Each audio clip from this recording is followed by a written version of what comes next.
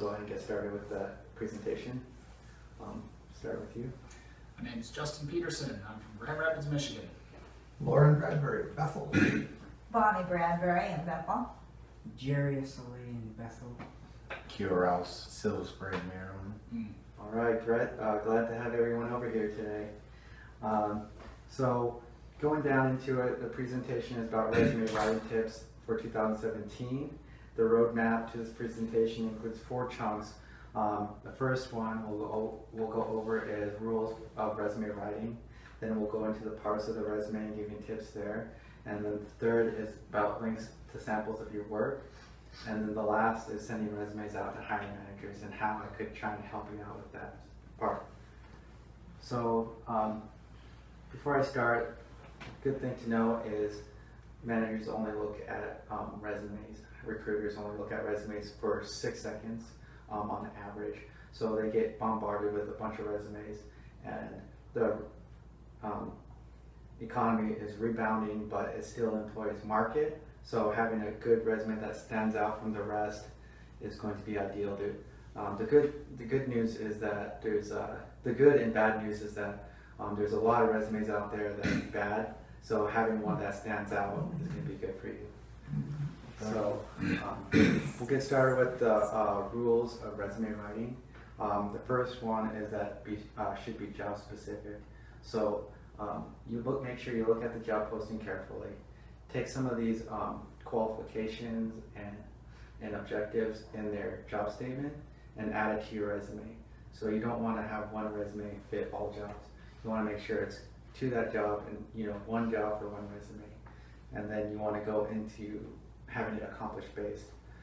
So you want to use accomplishment statements such as competitions you won in college, or if you got any certifications at work that you're doing right now, and make sure that it's up there in the top third of the resume.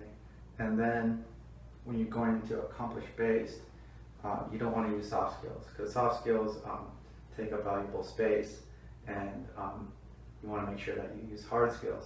So soft skills are stuff like attention to detail, hard worker, team player, or independent worker, also as a team player. So those are the type of skills that they're going to assume that you have, and you definitely want to make it job specific. So to do that, I would use hard skills.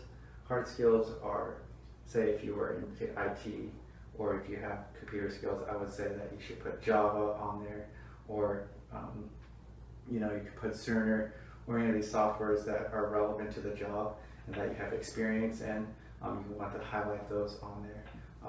So for granted, you don't want to put Microsoft Office, even though that's a hard skill. If you're applying for a job that's in Office, they're going to already, assume that you have it on there. If you're applying for an Office job, they're going to assume that you have Microsoft Office. So that's one less space that, you could put for something else. And so once you get past accomplished base, another rule is easy to read. So just as I was saying, they only take 6 seconds. So you want to make something easy to read. 1 page for someone just out of college, or you got up to 5 years of work experience. You just want to put 1 page, nothing more. They're going through a lot of resumes already. And so if you have 5 to 10 years out of college and that they're in mid-career, 2 pages is fine, but they're not going to want to read a whole biography of the person, just all your relevant work experience and skills that you have pertaining to the job. And then that goes along with aesthetically pleasing. That's another rule. Aesthetically pleasing, you shouldn't have large paragraphs or bullet points, like the whole resume have a bunch of bullet points with no paragraphs. Have a nice even out resume. You don't want to give the recruiting person who's reading your resume a glossed over look, because if they see that, they're just going to have their eyes glaze over. So you want to make sure it's aesthetically pleasing, and nothing more than 10 to 12 point font.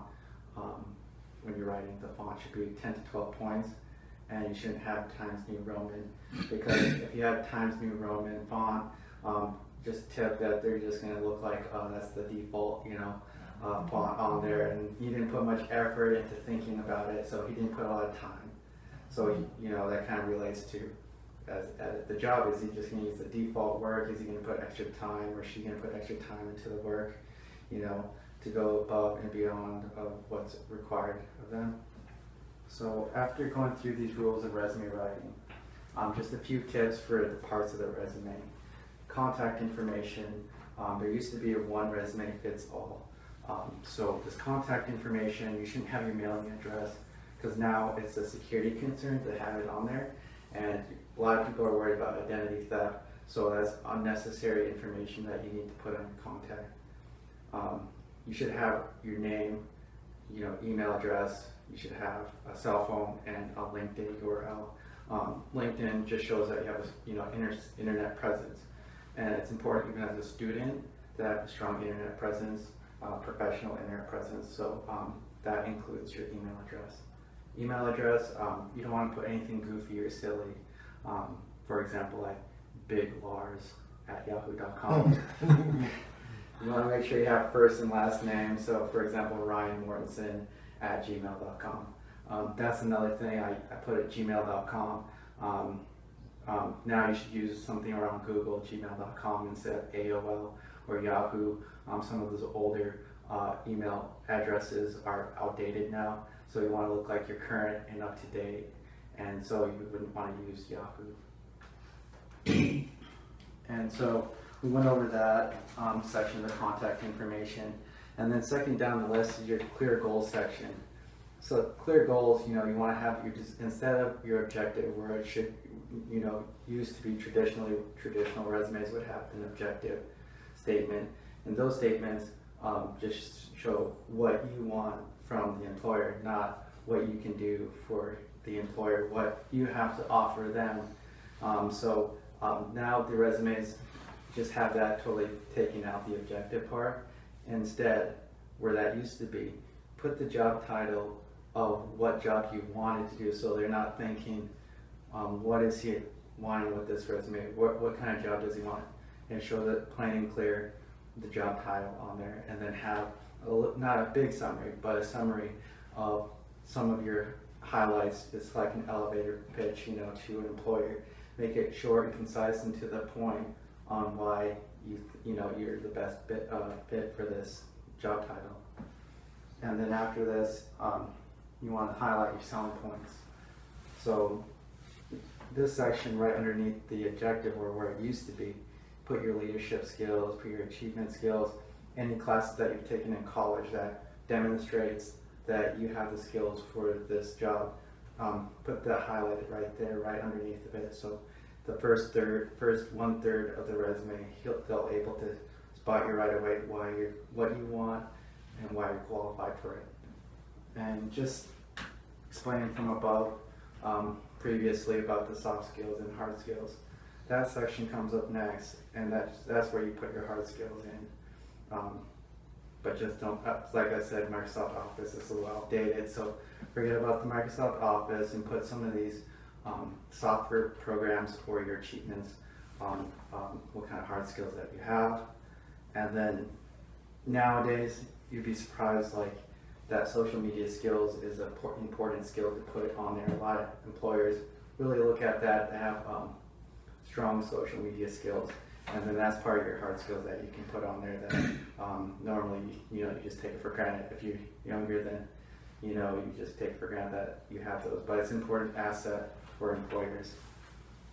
And then job description, not too much resume tips for this one.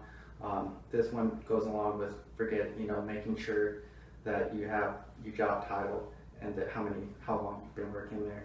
Months, not so much you have to worry about, but make sure you put the years on there and the job title goes in there in easy to read format. And then education as well, the same way on the very bottom. And then where they used to have traditional references available upon request, that sort of important real estate or space where you could put something else on there and fill up your resume without having that extra space on the bottom, because if it's assumed that if they ask you for their resume, a recruiter asks you for the references, then you're going to give it to them. So it's kind of assuming, and you don't need to put that on there. And so there's a couple of last chunks right here before I end. something you may not know, using links on samples of your work on your resume, on your job description or your hard skills or your highlights. You could say that you've won this achievement, or you have this project. If you're in photography or video, you can click here, and it's on an electronic resume. You can click there, and it'll go straight to a LinkedIn site where it has a post on there, or on YouTube, and it shows what you did, so they don't have to decide, if you really did that. They don't have to just take your word that you have proof that you did what you said you did. And then you want to send your resume in emails, not as an attachment, how you traditionally attached it, onto an email address and said, please see attachment for resume. Now, a lot better is you can get ahead of on the competition with a link to your Google Docs and have a resume on Google Docs, where you could just have it on there, and they'll be impressed that you can have a link, and they'll be sent to a live version, because sometimes it's 4 to 6 months before a recruiter can get to your resume, and by the time they look at your resume 6 months later, especially if you just got out of college or you got advanced in your career, 6 months is a long time where you could achieve a lot more things, and so you don't want to give a recruiter an older resume. They could look at something that's current on Google Docs, and you can keep on editing your resume while you're waiting for a callback, and so they get the most recent version of you. And those are some of the tips that I have for resume writing tips currently. I'm open to question and answers now. I had a whole, actually, I've been taking notes. I had a whole bunch of questions because no doubt my resume writing is very outdated listening to you. So, I mean, this is good information. How important is to be, you use the term LinkedIn, but you might use it in 2 different ways, but LinkedIn itself, is that pretty important for people that are job hunting and stuff to be connected with LinkedIn? Yeah, I would say to have a strong professional presence on internet, on a website. They could, employers, if they're looking to recruit you passively, if you got a job but they're looking for someone that's already working and they already have a job, LinkedIn's a great website where they could actively search for people that are passively on there, where they're not so-called job searching, but they could really find talent that way. Okay. And it's a great way to get job offers when you're not expecting it to.